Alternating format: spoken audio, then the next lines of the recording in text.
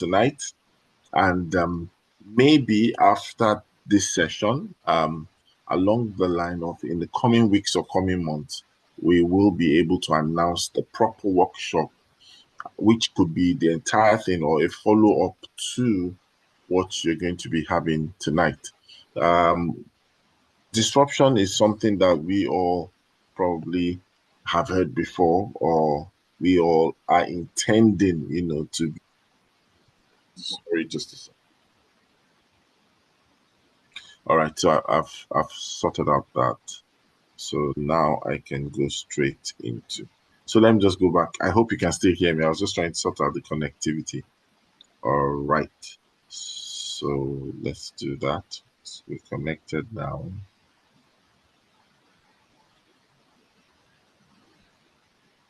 Okay.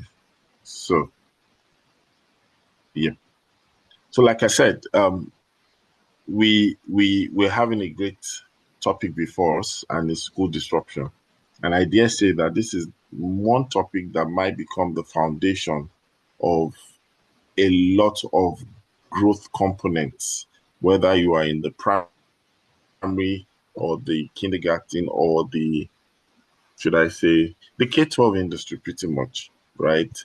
That's what we will be talking. So we'll have a conversation around it. And I need us to understand that this kind of conversation, we would also look at it from a lot of things. Well, disruption is not a new topic. So let me just use that to begin this session, right?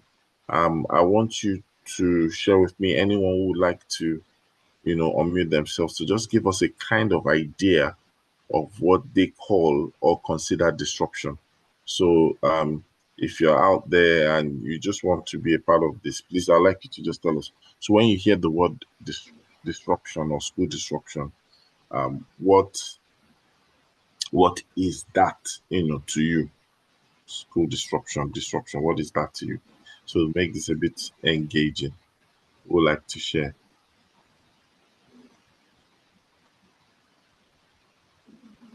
Anyone?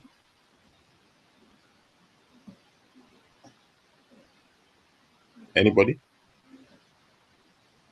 If you permit me, sir, I would like to say, when we talk about disruption, what comes to our mind is a big change, something shaking from the foundation, something, unexpected. When it's a disruption, you're not expecting to happen and it happens all of a sudden. So some people might say disruption is bad, but I believe, when you have volcanoes and all of that, it happens because definitely Earth has to, take out some of the minerals, put them all up, and then new ones are forming underneath.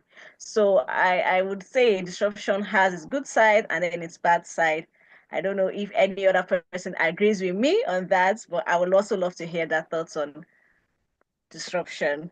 Thank you very much. Thank you very much. I think we have more hands. So let's have Fumi Oni.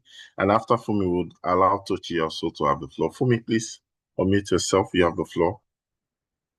Good evening, sir. Good evening, everyone. Good evening. Okay, so for me, I would say school disruption basically is any occurrence that might interrupt the regular educational process. It could be an event, it could be a condition, it could be a behavior. Basically, it interrupts the normal functioning of the school, and that's why it's called school disruption. And this interruption usually interferes with teaching and learning, and it reduces the effectiveness of other school activities that should impact the children, the staff, or even the entire school community. And this same school disruption would definitely lead to lots of instructional time, lower academic performance, and there will be stress, thereby making the environment unproductive and unsafe for the children, the staff, and every other person in the school community. Amazing. That's quite robust. Let's hear from Tochi. Tochi, you have the floor. All right. I would say that whatever makes learning process difficult, I would call it school disruption. For example, we have, I don't know if you can hear me, sir. Yes, we can. All right. We had the COVID-19 experience. It's school disruption. It affected even the school system, and it made learning very difficult for those even in secondary schools and those in the university. So that alone, I can call that school disruption. Thank you so much. Enjoying all this definition. I'm even learning. I've had to even write. Because of time, and like I said, we don't want to keep us unnecessarily too long on this kind of session. It's important for us to, marry some of the conversations that we are getting to hear from people. Disruption is very interesting and it's also very important. The school model, if I would put it, has been one that has been static and same for many, many years. You could even say for over centuries, a century at least.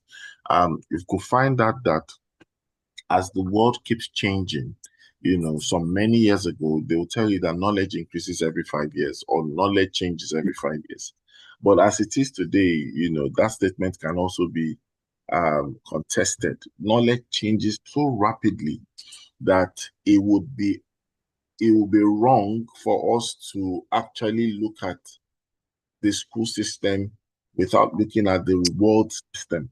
So the reality is that as the world keeps changing, as things keep improving or as things keeps transforming, we as educators or people within the education value chain, we must pay attention to the fact that a little or not as much change has happened within the school system. The school model has still been a bit the same. And that is probably one of the things that would, engineer our conversation tonight. So when you think about it, the teacher has not changed. What you label as teacher, needs to change. The classroom has not changed, right? And so when we begin to think about it, the world is changing. The classroom is not changing. The world is changing. The curriculum is not changing. You even understand as the world is changing and the systems and culture and things are happening, they are changing. Our timetable seems not to have changed. And if you even take a closer look to our own climate, come closer to West Africa, go straight into Nigeria, domicile it across all the states, you find out that our examination has not changed. In fact, our emphasis of what we put energy and identification of success for on certificate has not changed that much. So you find out that it's still one certificate, the almighty WAEC, as some people will call it. It's still the NECO, it's still the IGCSE, it's still the Cambridge exam, So we have put too much leaning energy on the fact that certificates have still been the same. And these are the things that will be evident when disruption comes. So if we talk about disruption, as nice as the definition might sound, we need to understand that as the world is rapidly changing, the education world should change equally. And for it to change, the teacher will change. So disruption is safe to say, as we've added all those definitions, to be incomplete if the component within the education space does not change. So there has to be certificate disruption in terms of quantity, in terms of frequency, in terms of option. There has to be examination change. If disruption will be totally a reality, the kind of exams or the kind of assessment or what we assess has to change. There has to be a timetable change. So people talk about, disruption. And the only thing we see that they are trying their best to disrupt is brick and mortar. They look, the feel of a school gate, of a school compound, of a school reception, of a school classroom. But we need to understand the timetable must also experience the makeover. The curriculum must also experience a facelift.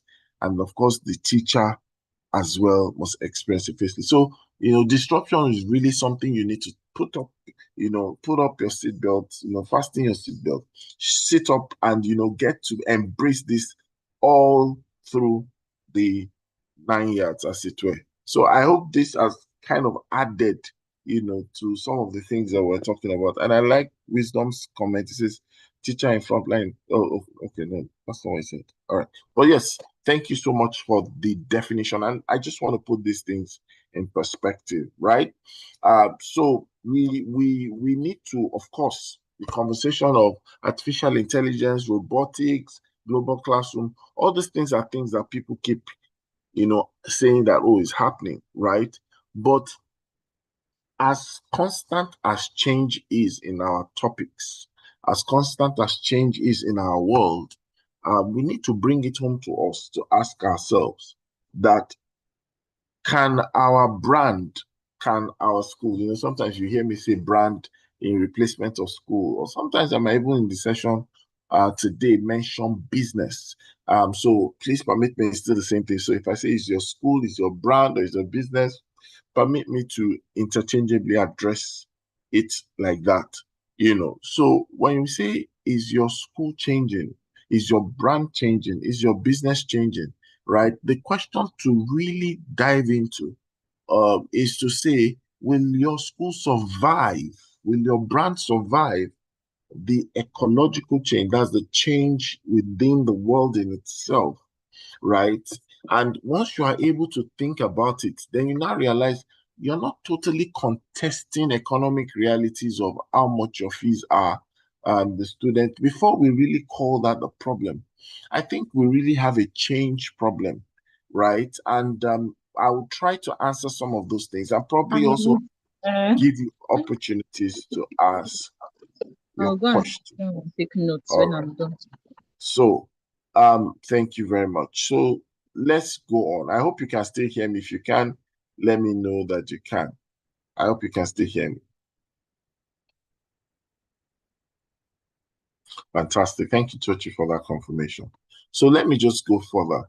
So if you wanted to probably frame a definition, and you wanted to add components for the sake of the learner in you, I need you to understand that school disruption is meant to be intentional. So there are elements that will bring the topic or the definition and description together. So I see it in that sense. From what I've said at the beginning, listening to Fumi, listening to Tochi, listening to Rita, we can easily say that school disruption is an intentional redesign of education. It's an intentional redesign of education. And when you think about it, one of the reasons why you're doing that is for better preparation, right? Is for sustainable future, and is for impact and transformation. So what it simply means is that as we are intentionally redesigning our education experience, we are doing it so that there can be a better preparation, right? If you've known me for a while, you know that I love to say that amidst the definition of education, there are certain things I used to emphasize. I normally like to put it this way, that when you talk about education, right, you need to also not just define what it is, but the purpose of education. And I normally say that amidst many things you could say that could be the purpose of education, two things normally stand out for me. That the core purpose of education is to prepare people for a future. That's one. Number two purpose of education is to create the future itself. So while our education, as we ride on our brand, is creating the future, if it's not creating the future, then it should prepare people for the future. And when I talk about the future, I'm not necessarily putting it into an expression of a calendar or a timeline. What it means is that it's not something that is far away. So when we are intentionally redesigning things, it means we are sitting in a creative seat. We're sitting in a driver's seat. And so everyone in this session today, yes, it's introductory, yes, it's exploratory, yes, it's a bit of a surface side of conversation for school disruption, but it must be clear that at this point in time, our conversation is telling us that we must be a people who would rethink, who will redesign. And rethinking and redesigning, there are some total of what? Intentionality. It means that we are intentional about it.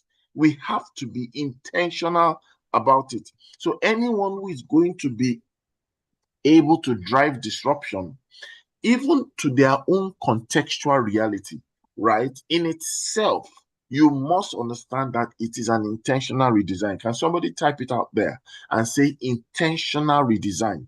Everyone must understand to disrupt anything, whether it is in the sake of the product you design, whether it is the sake of service, in the vein of service delivery, or whatever it is, intentional, thank you, Howlett, intentional redesign.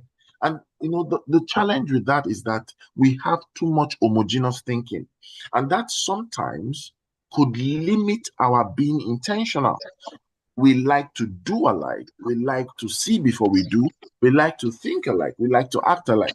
And that in itself can threaten the veracity and the validity of in school disruption. So for us to really experience disruption, there must be some measure of intentionality.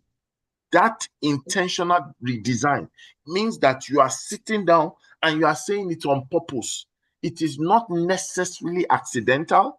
It is actually thought through. You've sat it in. You've thought about it.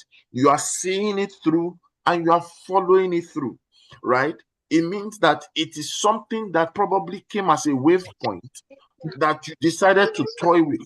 It could be an idea, it could be an information, it could be something resident inside you based on your experience, based on your demand, based on your exposure, based on your expertise, and you're putting a cocktail of this together and you're saying, I want to intentionally redesign. And the things we've celebrated either as technology, the things we've celebrated either as curriculum intervention, either as policy intervention, whatever that you've celebrated today in education, check it very well.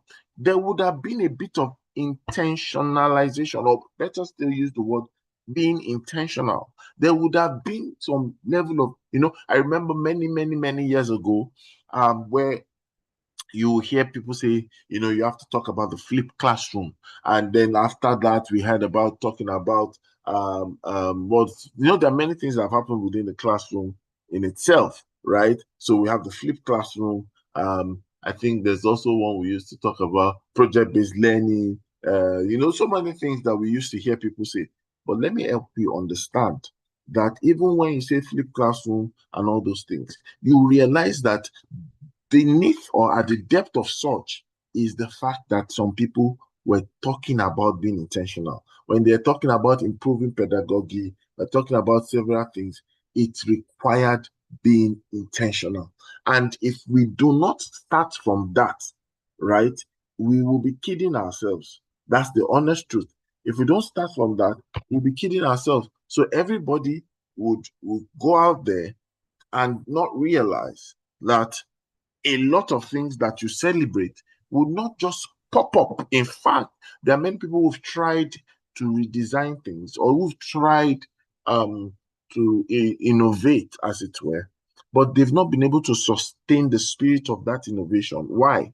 Because they've missed out on the fact that there had to be some measure of being intentional. And one of the things that we look forward to as we begin to talk further on the subject matter of school disruption is that even regulators and administrators must begin to understand that there might be need for us to talk about redesigning things and an intentional redesigning of things. Some things have not been visited. Fundamental basic things that we should be able to provide answers to. We need to be able to do that. And as we do that along the curve, I believe that it will bring some answers that we've been looking for. Right? So I want you to just think about, remember this exploratory, and we're just going to run through it. Disruption is not necessarily destruction, and I think you might need to type that up. Disruption doesn't necessarily mean destruction, because a lot of times when people begin to hear people talk about disruption and then they think about it, you want to destroy things.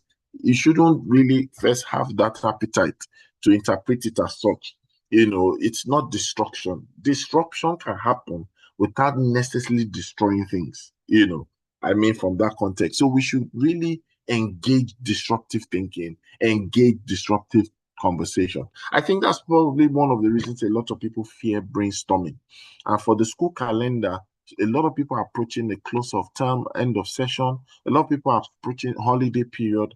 And I think it's a very good time for people to begin to think disruptively, think about it as we approach a new session, what we teach, how we teach, why we teach, even who teaches, right? Where learning happens, how school creates value. These are things that we need to begin to answer.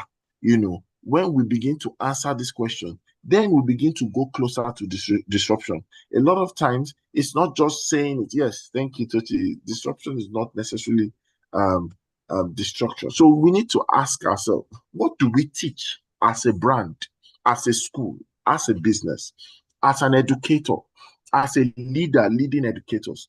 How do we teach that thing that we teach? The methodology, the approach, that is an invitation to disruptive thinking. Why do we even teach it? I find it very funny when, I remember there was an experience I had, and I've tried that question that I asked several times. And let me just share with you, you might have heard me use this illustration before. So I got the privilege to train some people, and they were a group of heads of schools across a particular state. I was doing that for the state governor, and I just decided to ask them. I said, okay, you know what is that thing that you do every day that is almost like a tradition? And one of the things that I got as an answer was that every morning in their schools, there's something called morning assembly. I said, oh, fantastic. Okay, so why do you do the morning assembly? And there were different answers. And I said, so what do you do that you would say is critical and an important part of the assembly? And that was the response I got was the singing of the national anthem. Then I followed up with a question, and I said to them, if you sing national anthem every day, that means it's almost like a routine or it's almost like a culture. And the answer was chorused, yes. Then I asked the question. I said, why do you sing the national anthem every morning? And then there were interesting responses. Some people couldn't even answer. And I said, what if a student walked up to any one of them and said, we don't want to sing the national anthem today? What would you do? And maybe I should pass that same question back to the house. What would your response be? Anybody? For those of you that are directly, working in schools or as heads of school, you're now telling the students or the children that it's time to sing national anthem, and they all chorus that we don't want to sing it today. What would you say? What would you do? What would be your response? Can anybody help me? Anybody? It's a disruptive webinar, so I should be allowed to ask those type of questions. Should I call names?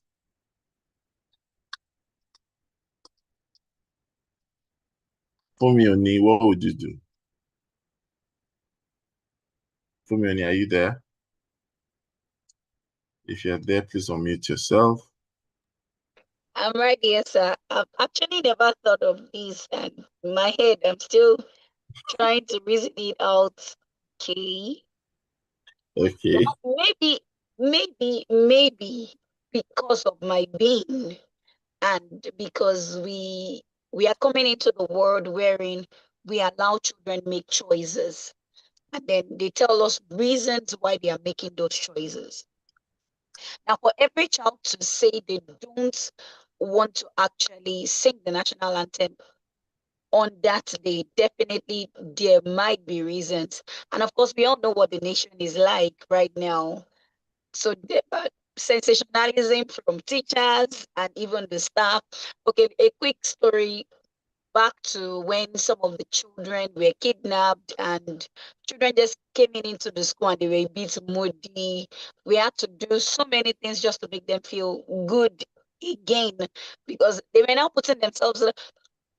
Children in year 5 and year 4 were asking questions like, what if it happened very close to us? Or what if it was our school? And we were like, well, of course, the Christian in us, God forbid, get the dirt, like that, like that, like that. But however, I've never thought of this, but I think I will definitely let it pass that day for the children not to sing it. However, there will be conversations on why it is a routine, and we actually want them to just get used to knowing it and pledging to the fact that they are still a Nigerian, and I wouldn't say it's a civic duty, but it's just one of those routines that we do in schools as Thank a you. Nigerian. All right. Left Thank you to very me much. and from my personal view, it really doesn't matter if they don't sing it that day. Okay. Thank you. Yes, So it's getting interesting. Wisdom says, I would definitely ask the child first why they should do that before I propose my reasons so I can consider children's choice. Okay, good. Children's choice, children's voice. Fantastic. You know, there are so many things that I would like to say, but let me not turn the question into a debate. But the truth of the matter is that, that yes, children's choice matter, fantastic. But on a larger spectrum, the response I got was not even the answer to the question, was a reaction to the thinking that why would they say so? Someone even said, you know, said it in a bit of a vernacular format, that is like they're no fit, something like they don't bond them well, in that's a local setting to say, how dare the children, we tell them to sing national anthem, and they're saying that they won't. Now, the truth of the matter is this: disruption, right, would definitely shake the foundation of our routines and the rituals that we have in our classrooms, in our school operations, in our school setup. Even it might get to the root of us revisiting the vision of the very setup we call school or brand. So that's what normally would happen, because disruption might not spare any. In fact, we will probably might be sitting in leadership or the driver's seat of change, might need to really actually sign up. Sometimes I tell people, are you ready? You want to disrupt? Because there are many things that we do that we don't understand, that it's actually accidental in disguise. Because if any school is saying that they are creative, or they want to be creative, or they're looking at how to be innovative, please understand, somewhere along the line, you have to be disruptive. And innovation should not be taken without considering disruption. What will this thing disrupt? Because sometimes doing something new might require us to also say being someone new. It's not all the time that we think of the things to do. What should the teacher do? What should head of school do? School owner, what should we do? Security officer, what you should do? Cleaner, what you should do? Driver, what you should do? The doing is sometimes so loud at the expense of the being. And so this disruption really is not as powerful when all we are doing is the doing. If I hope I'm not confusing us. If all that we are doing is just the doing, then we probably might not have the benefits, especially the lasting benefit of disruption. Disruption actually will need to fix the being. There has to be a becoming of the brand, right? So what we teach, how we teach, why we teach, these are a few things that I'm just using as example, to the point of who teaches. I was privileged to speak to a very good friend, a school leader, school owner, and I was just checking up and saying, hello, how are you? How's it going? And person said, what, man, I'm tired. And I said, what's making you tired? And then the conversation continued. And in that conversation, it was almost like, imagine that you go, what we are doing exactly. So thank you, wisdom. And the conversation with between myself and the school owner, it's like, when you plan your day, you come into the school and your goal is to be able to do A, B, C, or X, Y, Z. And all of a sudden, that plan or your to-do list gets distorted. And why?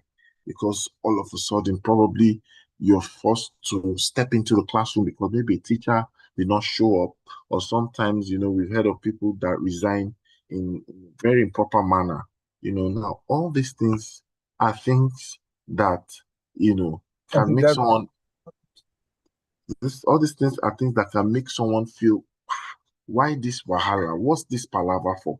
And I said to the person, I said, it's important that if, for example, school owners and school leaders are facing a crisis in terms of manpower supply, quality of manpower, or the quality of manpower and the quantity of manpower.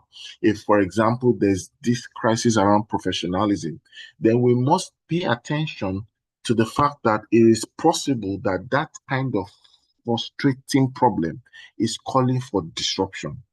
And that's very important. In fact, recently I had to create a model for two leaders in Abuja to just be able to see what they can do to ensure that they are not trying to do something great and they don't have a team that will be able to support that thing that they're doing called a great work.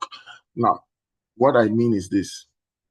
There might be some bold move that will be named disruption if we begin to think about who teaches, right? If we're just to look at that. And as much as we can talk about who teaches, we should also say who leads.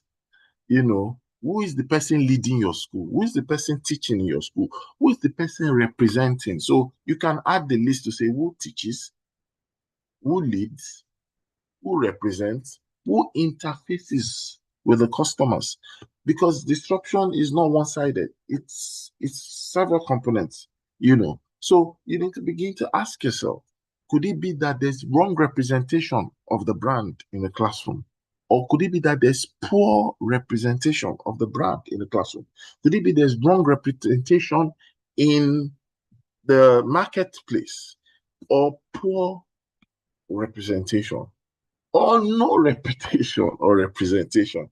These are the things that I just want us to think about during this conversation, right? Because like I said, when we started, for those of you who are joining us, welcome to the session. We're talking about school disruption, and this is the discovery element of it. And we said that disruption has to be an intentional redesign in thinking and intentional thinking and redesign, right? And for that to happen, we must begin to ask ourselves, there must be disruption, things that will change. Teacher will change, classroom will change, curriculum will change, timetable will change, examination will change, certificates will change. And when we understand all this, then we now begin to embrace this disruption from an holistic perspective, from a functional perspective, and ultimately from a result-based perspective. And that's the idea behind what we are doing tonight, so that you begin to write down the questions. Should there be a follow-up masterclass or webinar or a follow-up conversation like a workshop? We know what we will do to ensure that, yes, we get the result that we are looking for. And that's the idea behind it. I hope we are all paying attention. I hope we are getting value. I hope it's making sense. Please tell me. I hope it's making sense. All right? Anybody? Just tell me if you're learning, if you're getting value. Fantastic. Thank you very much. It's important that we understand this, because, sometimes the temptation is there just to go in this. So how are we creating value, right? And, just like Tochi was able to help me re-emphasize, when you hear disruption, the first thing that should come to your mind is not destruction, right? There might be a replacement, but it's not necessarily so. So why would schools take this thing that we are talking about seriously? Why should schools, or why must schools disrupt, right? I think that that's a good question. As you are representing your brand, you need to sit back and think. This period of holiday, this period of end of term, end of session, we need to ask ourselves, why should we? So when you think about it, I don't want you to just think about it from an industry perspective. I want you to think about it from a contextual perspective, because you have different brands, you have different realities, you are in different demographics, So you should ask yourself, because I believe that if we're to look at the generic reasons why schools must disrupt, the truth about it is learners have changed. Learners have changed. And we must begin to be people who are students of history and observe a lot of patterns. There's a lot of consumption of information out there. Do you agree with me? Today's learners, the level of embrace of technology is more than ever than before. There is a lot of questioning of authority. I'll give you an example, and this might put a spanner in some people's philosophy and thinking, but permit me, because this is a disruptive webinar. I'll give you an example. Many years ago, there was the resolution from a lot of school leaders and a lot of school brands that, look, don't create PTA if you want sanity. If you don't want headache, don't create a PT. And the reason actually behind it, there are many reasons, but the consistent reason is that, you don't want people to question authority. Now, that's you looking at parents. Now, it's going to be funny that if you adopt such, I will find it a strange reality that the same school that doesn't want parents to question them might be finding it very difficult or hypocritical to practice, right, disruptive thinking with the children. Because if you cannot allow parents question you, I can tell you, you've not totally done the homework to allow children question you. And that's debatable, but I'm telling you, you would not find 100% compliance in that regard, right? So which is subject to argument, but I'm just trying to tell you. And the world has changed. If children are now questioning authority, if they are more inquisitive, how much will their parents? And let me just do a sample poll here. Do you agree that parents are more inquisitive now than before? Yes or no? If it's yes, type yes. If it's no, type no. Let's do a poll. Yes or no, right? Do we feel that parents are more inquisitive? Yes or no?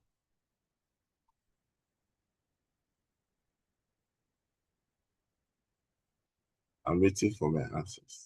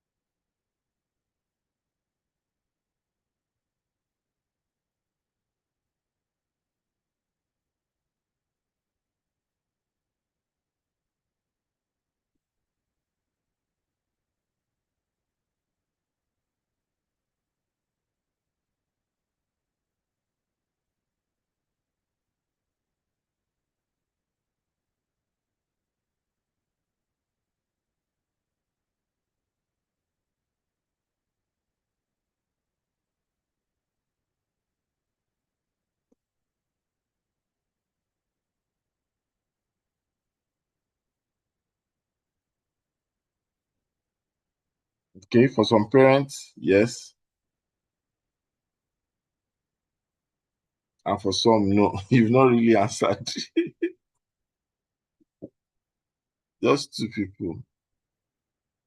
Well, I would say that, you find out that a lot of people, some are still very absent and lost, but yes, a lot of people might have voice. Now, that they are doing it in the appropriate way might be another question or another ball game.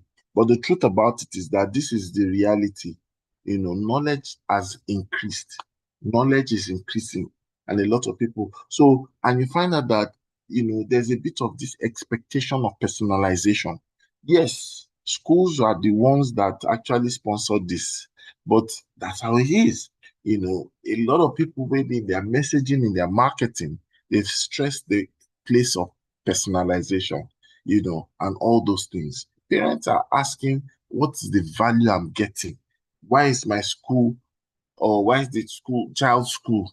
Why is this school different? I still had a conversation with a parent who was trying to take a decision. His son is going into secondary school by September, and he was asking, wanted to take a decision, and then narrowing down the search to like 6 schools, but predominantly is about between 3 schools, and they are really asking the question from the place of what's the difference? And then number 2, what's the child's, being prepared for? And these are questions that we need to ask ourselves so that the answers are not just random answers. What are we preparing the children for? And we must be able to find a way of articulating such that the parents can hear. And if you are even doing any other business, the same principle applies. It applies absolutely, right? And so when we begin to realize that in that context, right, things are changing, we begin to pay attention to the data, right? I stumbled on an important information, while preparing for this. And I realized that Africa as a whole, let me even do that assessment here. How many countries are in Africa? Does anybody know? Or can anybody remind us the countries in Africa? Fantastic. Tochi says 54. Sometimes I think, is it 54? Is it 50, 56? Is it 58? Now, do you know, out of these 54 countries, put them all together, over 60%, and I want you to pay attention, over 60% of Africa's population is under 25 years old. Over 60% of Africans are under 25. And that tells you that naturally an education industry is super duper booming in Africa. But it also tells you that we are dealing with a young population and a young, restless population that need more answers more than ever than before, that needs further simplification more than ever than before, that needs a lot more uniqueness than ever than before. It's very important that we understand this. That will help frame your thought. So if, for example, they told you the population of Africa, at least most of us, we are familiar with Nigeria's population. Nigeria's population is being peddled around 200 to 270 million. If we are 200 to 270 million, and over half of our population is a youth population, under 40, that just tells you the statistics, right? It's important that we begin to also understand that our schools need to begin to drive disruption. And just to fast track these things, right? A lot of people believe that if you leave things, industries have had, several industries that have had this issue of disruption, affect them big time, right? But you need to take it into consideration. So that we just fast track and give opportunity for questions, I'll just get you to understand that there is a design principle for disruption, right? And I believe that the ultimate game changer is that if you're approaching the subject matter of disruption, you cannot do it without talking about design. Disruption should be by design. It should be by design. That puts you in a place of creator or authorship, right? You must begin somehow with purpose. Your school must begin to answer these 3 questions, whether it's a secondary school, whether it's a primary school, single, co-ed, whatever it is. First and foremost, why do we exist? We need to begin to ask. In fact, it's a question that should not be strange, right? Why do we exist? Begin with the purpose. They say when the purpose of something is not known, abuse is inevitable. Why do we exist? It's very important that we recognize that. When we understand that, then we can now move to the other aspects, right? And we are not just going to be talking about the top subject that we teach, but we are able to clarify, why we exist. And then we now begin to say, based on why we exist, the things that we need to teach. I give an example. I was doing a transformation work with a particular school. That was before COVID. 2019 into 2020. And in the substructure of what we did, we came up with one of the things that was that resonated a lot. In fact, the name of the brand, we actually had to coin out a subject, a special subject, based on the name of the brand, because we sat with the visionary, we sat with the founder and then the CEO, and we said to them, why? What exactly do you mean by this vision? And we're able to see the value loaded in the name of the school, that we have to present that as in itself a special subject. That while we teach maths and English, while we do all those things, a special subject in the name of the school, based on what we diagnosed, was created. And that's what would lead to even some of the things you teach in your school. We can't copy the things next door. That's not disruption. That's confusion. And it will come up with chaos than value. Right? So we need to begin to understand, and let's watch for those who advise us wrongly. Sometimes a lot of people they play exploitation like a joker card. And it's getting to the point that schools who have built themselves on exploitation also have to answer to that business model. It's not sustainable.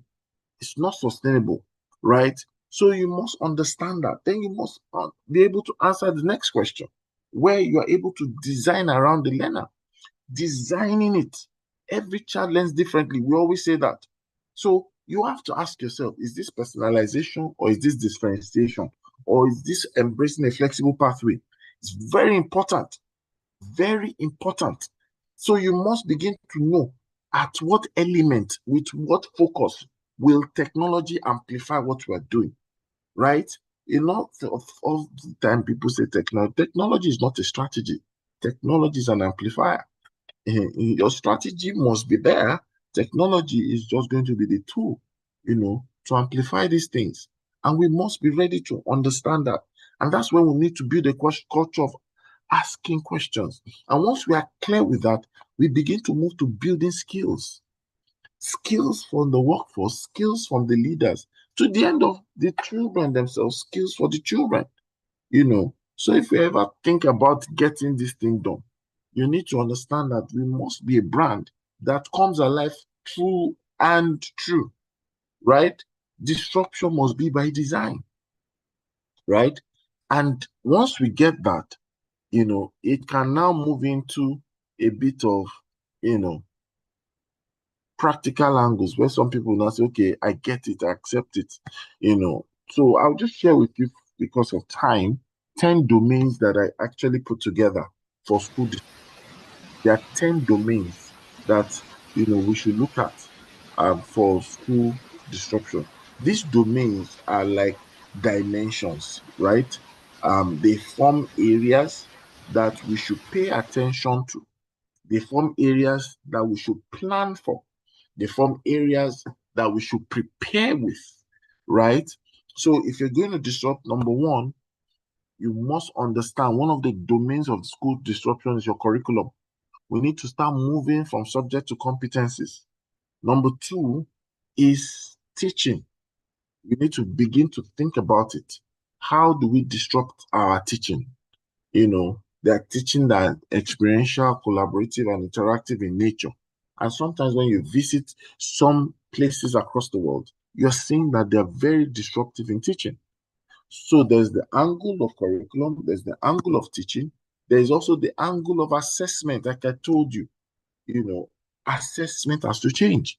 We need to sit with WAEC, NECO, NERDC, TRCN, and the likes for a very robust engagement that will force disruption. How do we assess children? How do we assess them? What's the continuous assessment? Is there a portfolio-based assessment? Is there project-driven assessment? We need to begin to think about that. The same time, technology, right? And leadership. We need to look at our leadership. Is it agile enough? Is it adaptive enough? That is an angle that is a domain. Leadership is a domain for disruption. And then I can tell you this as one who has also really helped brands on this. But at the same time, it's something that I constantly also I'm involved with in my own organization. We also have the call to the issue of culture. Culture is a domain of disruption. It's very important. I'm sure most of you realize that even in a Nigerian fashion, you begin to see that somehow, there's been a bit of disruption. If you check very well, even outfit and outings, there's been a bit of disruption.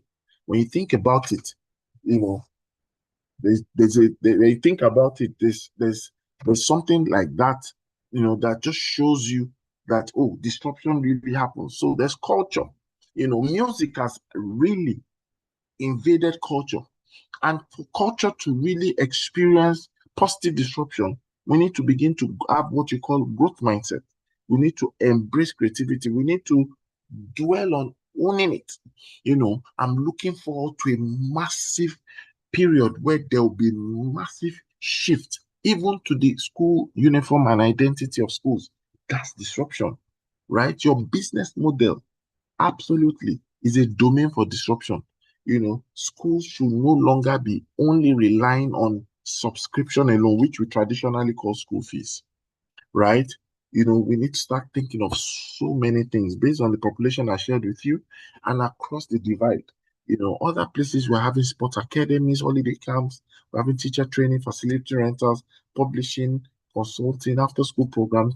These are just little examples, right?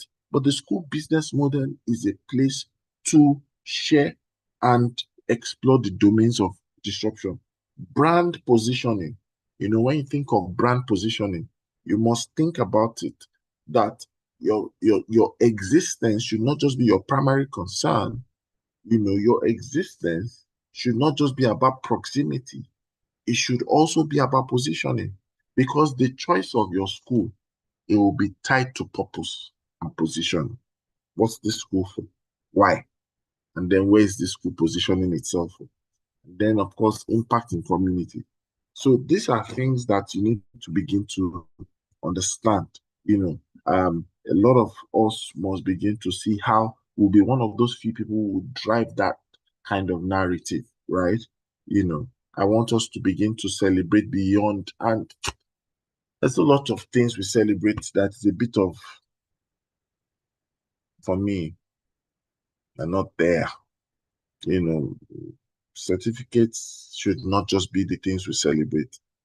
We should start beginning to celebrate the fact that we are problem solvers, and we've raised innovators, we've raised entrepreneurs, we've built and raised global citizens. We've done that, and we've raised ethical leaders. We've raised people who are developing their community. We've raised researchers. We've raised creators. These are things that matter now, right? So it's very, very important that we begin to look at all this angle. There's so many things that, once the design is clear, can help you begin to build on. And hopefully in the coming days, I'll try to put together something like a group coaching program that will take some of these domains and just take probably 4 to 6 weeks, helping people to get that disruption as an eventual outcome. I believe that will really help, So if you're ever thinking of disruption, type disruption in comment section. Let me just see you type disruption in the comment section. It's very important that we think about it from this angle, right? Type it. I'm waiting for you. And for those of you joining, thank you all for joining. Good evening, and thank you. I hope it's making sense so far. Just trying to see how I could touch some things I dropped as notes towards this conversation. And then, please bring charger for me. It's downstairs. All right. So Favor wants to disrupt my class. All right. A disruption roadmap, if you were thinking about it, number one, you need to rethink things, and we need to challenge assumptions. Just like the question I asked Fumi Oni, and I said, why do we sing national anthem in the schools? Why should we sing? Sometimes that's the time people just realize that, I've not really sat down to answer this question. Why do we do morning assemblies? Why is our assembly a devotion? Why Are the teachers leading it? Why do we begin with praise and worship when we pray? There are things that might just look like, why are you asking this question? But it's actually important, right? We rethink, and then we move from rethinking to challenging our assumptions. Let's begin to challenge assumptions, right? What type of assumptions? And then, if possible, take a step further, make it bold enough. Audit your school. Is our school given to change? Is our unit given to change? Very, very important. Please, let's mute ourselves if you're not answering a question. And then when we begin to move from that phase one of rethinking, then we step into phase two, which is now getting to redesigning things, right?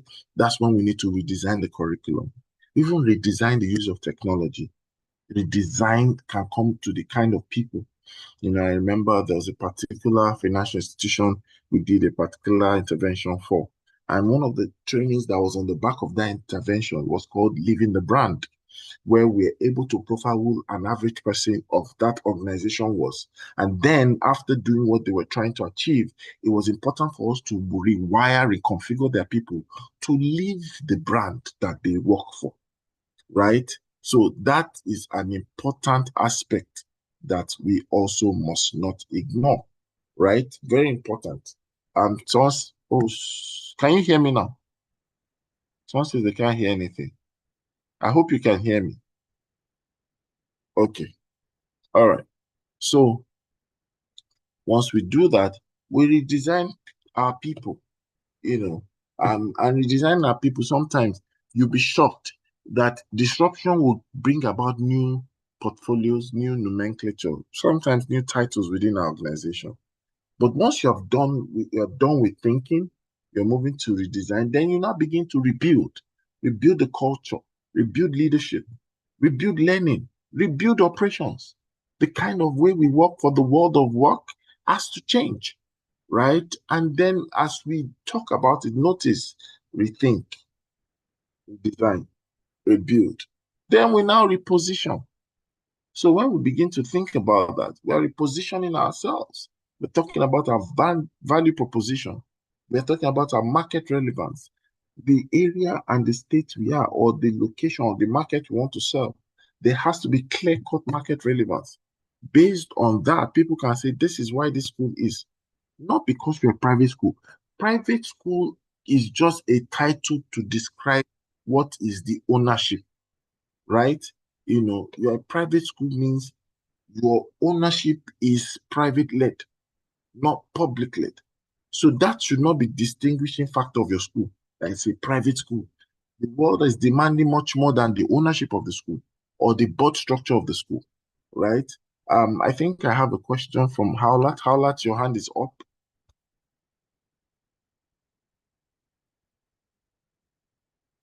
Do you want to ask a question? Yes, please. Okay, carry on. Okay, good evening, sir. Thank you for this disruptive moment. Okay, a quick one. What over the years we've had schools, because you were talking about curriculum. Curriculum is one aspect that we need to really work on. If we think we are caught up for disruption, if we don't work on our curriculum, we are not ready to move to the next level. But over time, even when you're not doing disruption, you're trying to bring in some skills of some pedagogical method that would enhance teaching, that will ensure that whether you're using the international curriculum, we are using the Nigerian curriculum, you can still deliver on your promise. But you find out that some of the resistance we get from some schools is that, sorry, the question they are quick to asking is, I don't think it aligns with the Nigerian curriculum. You know that the quality assurance people, when they come, they will check our curriculum. They will do, we get those kind of like resistance from many schools. Some of the schools we work with, if you are telling them, okay, I think we need to look at your content. Let's see how we can help you reconfigure your contents for excellence, so that for the global world that we are living, we don't need to, we need to outlive this current trend of the way we set our questions, the way we do all these things. But most resistance you get is that, is it in line with the Nigerian curriculum?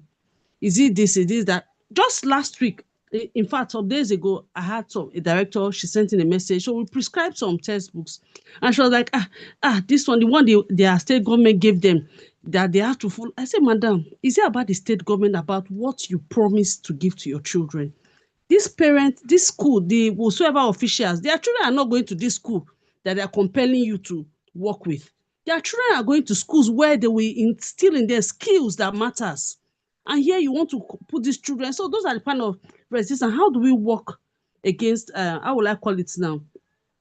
Purge off those ideals, because when the reality is there, it's all over. It is no news about skills integration in our curriculum. But you still see some resistance from some directors. That's even more what is more disheartening. The directors, some of them will tell you, my teachers, I don't think they are in for that. Excuse me, is it about your teachers or about the people you want to deliver the service to? So I want to talk around that. Thank you, sir. Thank you for that. I appreciate the question. I understand that, sometimes this is what you face. I think that some of the things that we might try to do is to not just give instructional solution, but to model both the solution and the outcome. Some of the advice we give as consultants might not be very contextual to our clients. And so we deal with a lot of conceptual issues when we want to drive school transformation. As we help school businesses, as we activate their workforce, we talk about the concept, this is important, you have to change your curriculum. This is important, you have to change your curriculum, you have to change this, you have to change that. However, it's important that they sometimes see that once it's a committed client, you are able to paint a picture, that they don't just understand the concept of what you're saying, they can now see the context for their own reality. Because a lot of them need to be assisted in the way of thinking. Not every director, because they sit in the director's office, might understand the way of thinking in a transformational mode. A lot of schools, because like I said when we started, the operational dynamics has not changed. So we find out that our school are compliance-based schools. They are not necessarily fully ready to explore the world of disruption. And so when disruption comes, sometimes they might not say it, but their disposition might be that disruption is putting them into trouble. Disruption is something that is not gotten the skills to communicate should they meet to regulators. In fact, sometimes disruption should not be hide and seek, which is why I love the question you've asked. Some of this disruption should be modeled, should be tested. There should be a feedback. You should unveil it like you're launching a book. If I say, for example, September 2026, as we begin 2026-2027 session, we are running, or we are going to explore, or our school, maybe Howlett Enterprise or Howlett High School, is going to be deploying a pilot phase of, student alertness or student competence. This pilot phase is going to be for 90 days, which is our first term. For 13 weeks, we're going to show the retention and transformation of students. And this is going to be done with this. You tell them empirical, this is how we're going to test it. This is how we're going to use it for the period we're going to do. This is a sample size. And then you will now share the report. You share that, at maybe end of first term, we went on this experiment and this was the outcome, testimonials, feedback, something verified. And we'll give copies and reports to Ministry of Education, regulators. We can even invite them to come and see. It's not everything that you do open day for parents. You can even have open day in terms of curricular excellence for your brand and tell them to come and see how we are testing the shift in education systems. Come and see how we're changing the education model in our school. That is disruptive. It's not everything that is going to be celebratory. Everything cannot be inter-house sport. Sometimes you want to invite people within the parenting space or invite parents and tell them, look, guys, we want to show you how behavioral management is. We're not just telling children and they teach your children. Sometimes we say these things, but we are not the ones wearing the shoe. Some parents don't have the capacity of the how that we are saying. So if we show them, can we show, oh, this is what we did in our school. What will make a child not write on the wall? Oh, we come up with a modern behavior alignment program, and we run this thing in our school. We've run it successfully for 2 terms. This is how to run it at home. This is a guide. You come and you do an exposition. That is the professional in us, disrupting the way people even perceive the solution that we deliver. When we do that, we start teaching people the way of thinking. Things become contextual and conceptual to them, right? And once you do that, and I think it's this kind of frustration that should also be part of is this type of frustration that should be part of the solutions and the kind of trainings that we should be churning out, especially for consultants. The same old, we should stop it for a while and now begin to give schools new balanced diets, new appetite. Let schools eat the right things from the menu of what we deliver in our content so that they begin to see the shift. It's not every time. Sometimes we need to take them to the place where they are now mature enough to run autopilot. So these are a few things. I hope I've been able to answer those questions, but these are a few things that can really help, because some people are just, and some people are so scared because they don't even know what they're doing, so we need to engage this, and these regulators and officials, we need to call them to book.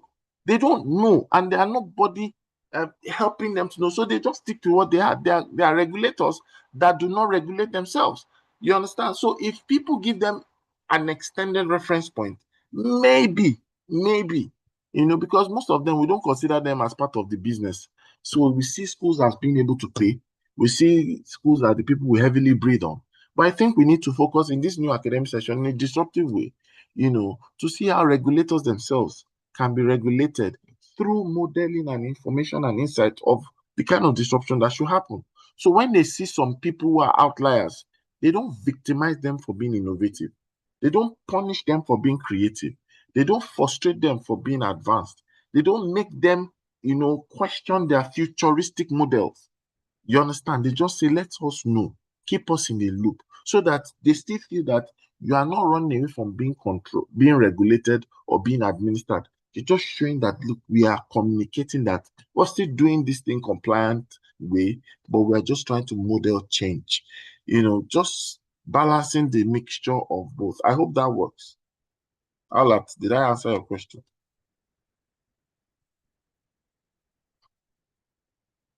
Are you there, Alat? Are you there? Okay, I hope I've answered that question. Okay, yes, you said yes. So then, of course, as we do this, we've done the rethinking, we've done the redesign, we've done the rebuilding, right? And then we now reinvent continuously. Disruption is not something that will end. Consistently in the world that we live in, disruption will always happen from time to time. So when innovation becomes a culture, we can put it into a calendar where we redesign and rediscover who we are, what we do, how we do it, and then we'll create a scorecard of performance so that we can eventually come out with something that makes sense. There's a danger for any brand, any educator, any school that fails to disrupt. You will experience decline sooner or later. High teacher turnover, poor learning outcomes, reduced profitability, weak reputation, financial distress, loss of relevance, and of course, it might be an eventual closure. So I want us to ask ourselves, right, some quick questions as I try to bring this to a close, and then I'll take possible question and answer, and then we'll do an announcement and we'll call it a day, right? I want us to ask ourselves some key questions. First set of questions will help you realize, what business are you really into? And this is a question especially for school leaders. What value are the parents buying? What will make students choose us over our competitors? What jobs will exist in 2035? What should students or children begin to learn today? If you start this particular idea you're thinking in your school today, would you design it in the same way? Right? So you need to begin to think about it. Your school can no longer be built by just educating children. You must also factor transforming the communities You must develop people. You must solve problems. You must build partnerships, right? It's very important that we begin to see that we're not just preparing people for what you call examination. We're preparing them for examination, yes. We're preparing them for skills. We're preparing them for life. You know, the schools that will thrive over the next decade, what will happen is that they will not just be the oldest schools who are celebrating the years of existence. They will not just be biggest schools who are celebrating the number of plots of lands that they have. They will not even be the richest based on the amount they charge. There will be schools who are willing to learn, unlearn, relearn faster as the world evolves around them. You know, there's a particular school, very big school, and one of the things that bothers me about that school is that we've been on a change project for about 2 years and it has not kicked off. And each time that they want to kick it off, there's a bit of modification that has to happen because the world has changed again. And I'm like, this is a big brand. If it takes this long for them to adopt a solution, I fear for that school. It's very, very important. You understand? So remember now that illiteracy is not about reading and writing. In the world of today, illiteracy is about ability to be flexible to learn, unlearn, and relearn. You know, so it's very, very important that we understand this in the serious context, right? Okay, someone's saying I should type the question. You know, so you need to begin to realize that, you know, as it were. So let's make up our minds that we approach it. In disruption, there's so much to do, but beyond the doing, let's start with the design. There's the design for disruption, right? There's the demand for it. You know, there is a way to deploy disruption, especially to put yourself at a leverage point. If your innovation makes you become an endangered species, that's not an innovation at all. Innovation should not stifle your growth. Innovation should not be difficult. That's not innovation, that's suffocation. If you do anything that looks like a form of improvement and you are not able to breathe as a brand, then that's no innovation at all. It's not an innovation at all. So you need to begin to understand as a person that innovation should be an advantage, not a disadvantage. If you are experiencing a disadvantage due to the kind of thing you are doing, and you're saying you are looking at innovation, you are not innovating at all, right? So there's so much to say, but remember, it's the journey. And I'd like you to, as you're here, follow us on social media. Team Masters Limited, the Education Business School, is also on Instagram and all the other pages. And you could also follow me on Instagram, Rotimi Itayo. We'll be able to announce to you the subsequent programs that we are putting together and how we can be of value to you. And I believe that it's going to be an amazing time, you know, as we journey together. We're putting together a summer program for school executives. It's going to be an amazing one, first of its kind. Please follow us on social media. You get the details. It's going to be in August. We're also putting up some courses as well. But beyond that marketing angle, this is our desire to ensure we run sustainable education enterprises. So please put yourself in that position where you ask the questions you need to ask. But beyond the question you're asking, position yourself to start thinking differently. If we begin to change who we become as schools, I can tell you ultimately what we do as schools will produce what we should have as schools. And if we do that, you know, you find out that, you know, when we talk about change, we'll not be talking about the change of color, building, or uniform or logo. Our teachers to be changing. As our teachers are changing, the timetable is changing. You know, as the timetable is changing, we know the curriculum is changing, the examination is changing, certificates are more.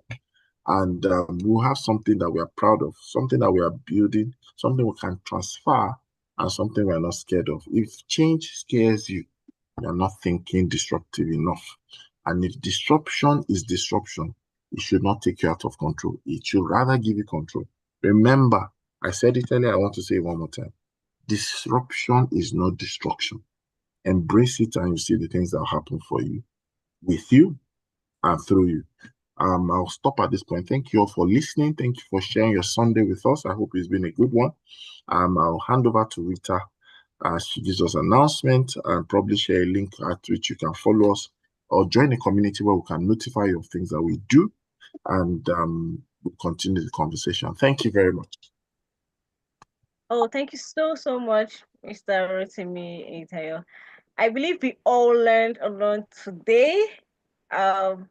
Please, I would like you to express how you feel right now with an emoji in the chat. Let's know how you're feeling. Are you feeling excited for the new chapter of your school's innovative change? Or, let's just see how we're all feeling, after that wonderful, interactive lecture. Please, see, I want to, show how you're feeling. Let us, express how you're feeling in the chat, everyone.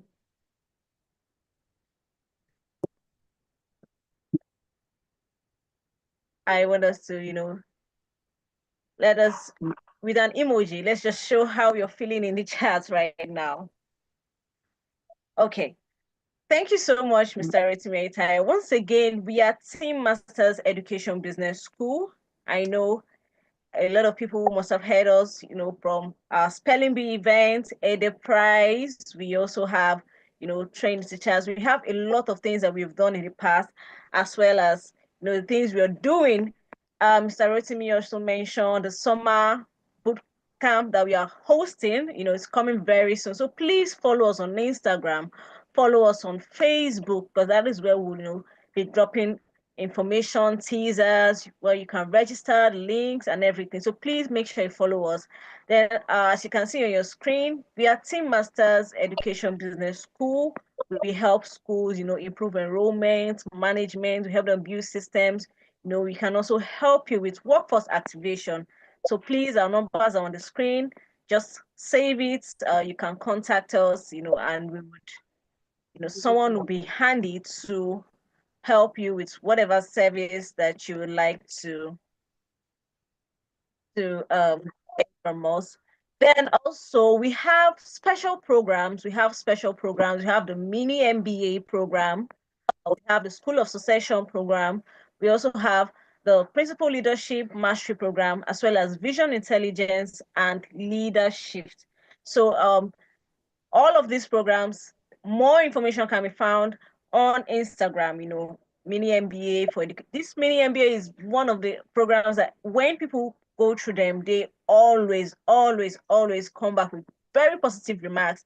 And then if you're a school leader and you believe that you're looking forward to succession, right? You want your legacy to go beyond you. So School of Succession is also another program that you should register, and we can help you, through that process. You don't have to do it alone.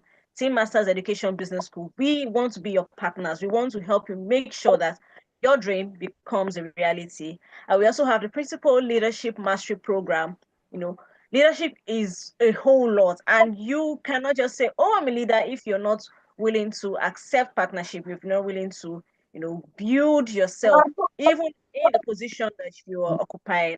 We also have the Vision Intelligence Leadership. You have the vision. Okay, what is the roadmap?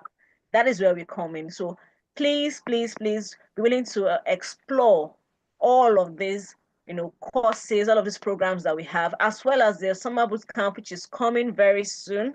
Please look forward to that. More information will be posted on our Facebook, Instagram, as well as our WhatsApp contact. That number I showed earlier is a WhatsApp contact. So please let us save it. Let us save it. And then if you have any questions at all, maybe you could not, express your questions here because you're trying to gain all of the knowledge as much as you can, please feel free to send your questions to that number or via email. We would respond to your questions, as soon as we receive them, as soon as we get them. Thank you very much, everyone who joined today. You are the real MVP. Mr. Rotimi, we really appreciate you. This was amazing. We've been here for about more than 90 minutes, and it just feels like we only started 20 minutes ago because you just kept on giving and giving and giving us so much knowledge. we are equipped to believe that right now we are ready, and we have what we need to win this coming session. Once again, thank you, everyone. Remember, Team Masters Education Business School, we are your shop partners. We want to help you, so don't forget to contact us. Also, we would like for you to tell people about us. You have friends that would really gain a lot from these webinars. Please make sure that you tell them about us, as well as other school leaders who are missing out on this. I believe someone must have come to your mind that you wish this person was also here, where you can make that happen. Please share our contact with them so that they can be informed when next we have a webinar such as this one. Thank you so much, everyone. Time is really, really, really fast spent. We appreciate you for coming in. Remember, you can also send your questions. After this, we will take them. Is there anyone who would like to, give any comments? You have any comments, any additions, any clarifications? If you want to say something to Mr. Roti, fine. I mean, we would really accept that. So anyone want to, is there anyone who would like to say something to Mr. Rotimi? Anyone before we call it a night?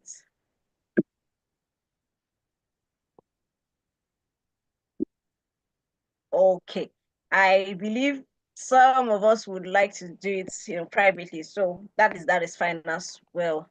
That is fine as well. All right, everyone. Thank you once again. Good night and God bless. Thank you. Oh, Ms. Treasure says, thank you so much, Me. Thank you, Team Masters. We appreciate you. We appreciate you. Thank you.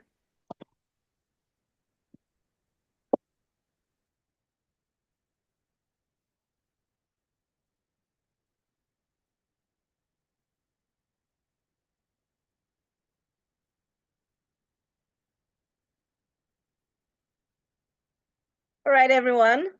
Let's call it a night. Thank you very much. Good night.